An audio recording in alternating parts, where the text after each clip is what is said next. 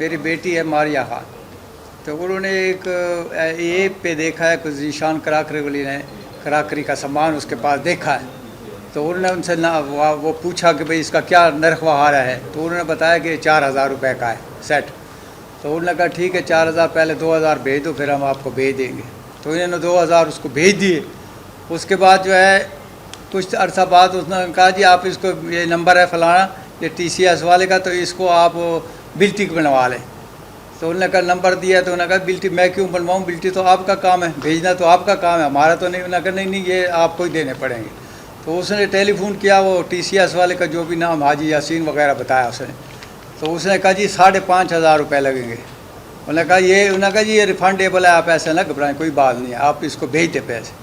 पहले पैसे जब भेज दिए 5,500, उन्होंने कहा जी अभी इसके तो 3 बिल्टियाँ बननी हैं, आप और भी भेजें 2 बिल्टियों के पैसे 11,000 रुपये।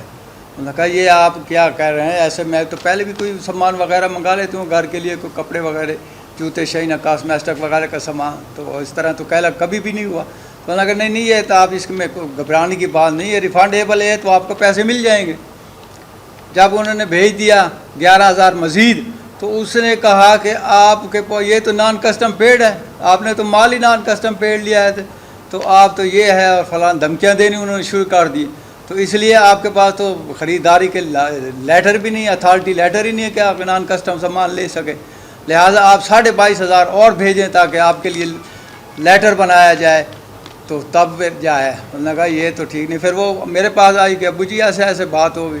मैंने कहा ये तो कोई फराडिया है, ये कोई ऐसा नहीं है आदमी के जो काम वाला हो, ये आपने कहाँ से, मैंने तो ऐप से देखा, मैं पहले भी मंगवाती हूँ। तो उसके बाद जनाब अली उन्होंने फिर उसको धमकाना शुरू किया कि ये तो FIA में चला जाएगा, FIA वाले को आ गए हैं। फिर कोई पुलिस वाले की कॉल इसको आ गई है कि ये आपने नॉन कस्टम पेड लिया हुआ है, ये कर। तो इस तरह जो है वो सामान वगैरह, उन्होंने कहा जी पैसे भेजो, अगर पैसे 22,000 रुपये नहीं भेजेगी तो इस तरह तो है आप ये FIR कट जाएगी, FIA वाला तो वो आपको पकड़ के ले जाएंगे। तो इस तरह उन्होंने धमकाना शुरू कर दिया।